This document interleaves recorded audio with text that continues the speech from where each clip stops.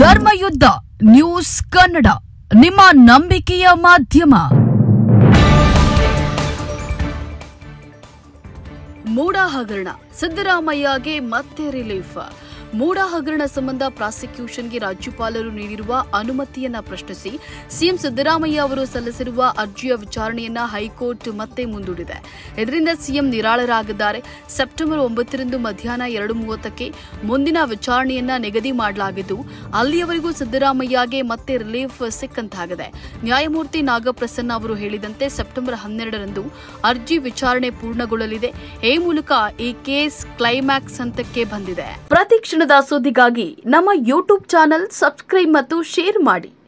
Dharmayuddha news Kannada, ನಿಮ್ಮ ನಂಬಿಕೆಯ ಮಾಧ್ಯಮ.